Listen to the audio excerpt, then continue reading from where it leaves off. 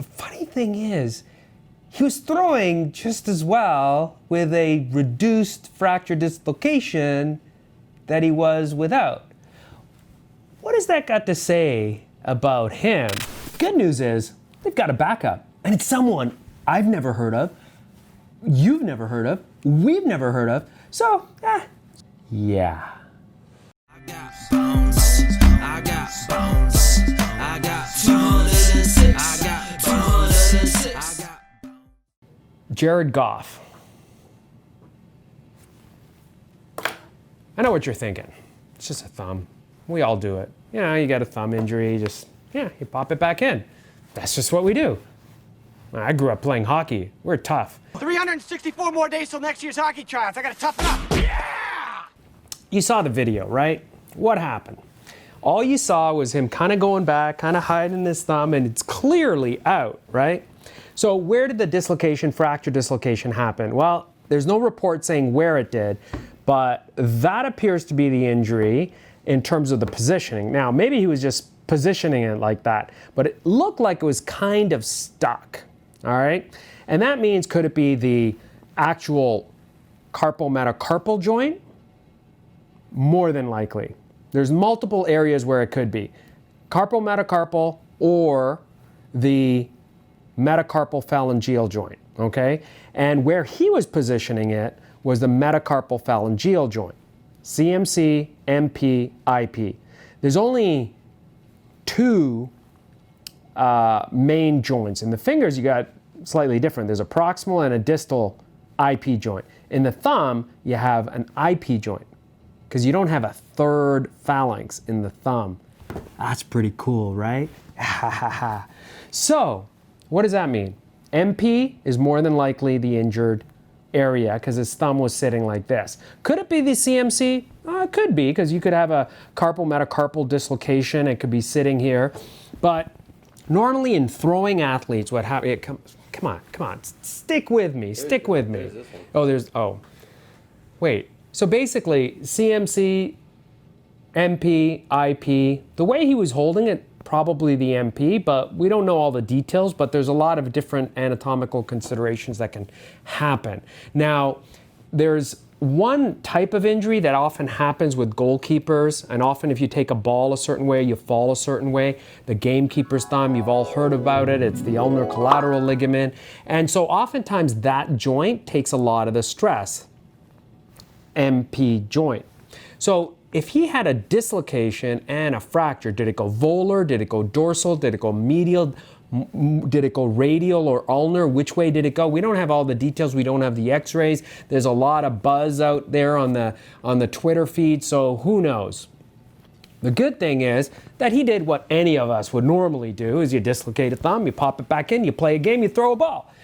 Funny thing is, he was throwing just as well with a reduced fracture dislocation that he was without.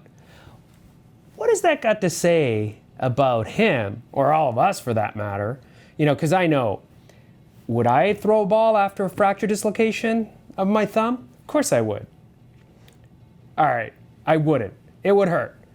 You know, I can't operate if I have a fracture dislocation of a thumb. This guy's playing pro football, and he fracture dislocated his thumb, pops it back in, and throws a ball. That shows what is going on. Or his adrenaline was so strong, or he's bulked up on steroids, or he's got some other augments happening, or he's just a tough guy. I go with tough. This is the thumb. There's your MP. What happens in that case? If it's a fracture dislocation that's unstable, then you may have to stabilize it. Sometimes you use screws, sometimes you'd use a couple of pins. If it's just a dislocation, you might just use a splint. You stabilize it depending on its volar or dorsal. The other thing is, more important than any of all that, is there an associated collateral ligament and volar plate injury? Volar plate? What the hell is that? Well, the volar plate on the thumb, so volar dorsum, volar dorsum. Okay, so volar plate, there's a thickening on the base of the undersurface, the volar surface of various joints in our fingers that help stabilize from dislocation. It's a stabilized, thickening portion of the capsular ligament structure called a volar plate. Very important. Of any other plates out there, tectonic or other, well, tectonic in Northern California, all right, they might be important, but volar plates really important in the hand and the thumb. So if you had a volar plate and a collateral plus a fracture and a dislocation, could be a lot longer. If it's just a dislocation, you stabilize it, thumb spike a splint, and then he's good to go. When will he be back? 4 to 6 weeks. Will he miss a couple of games? Maybe. But if he threw a ball, even after a fracture dislocation, who knows what he'll do. I suspect he's going to be out for a little while. If that means missing the playoffs for the Rams, maybe. You know, kind of like a forearm muscle that falls off. He'll come back. Question is, will he have surgery? We don't know. Depends on the extent of the fracture, depends on the stability, depends on the associated findings. Because what happens is if you get a collateral and or volar plate along with a fracture, it's not just the x-ray.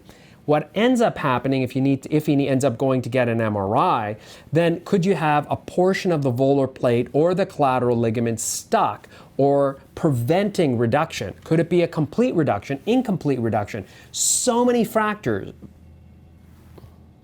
Grammar, vocabulary, linguistics.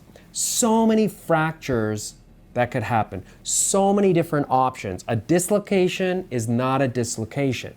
A fracture is not just a fracture. There's so many variable aspects of it. I know you've seen everyone else out there popping out videos for all of this.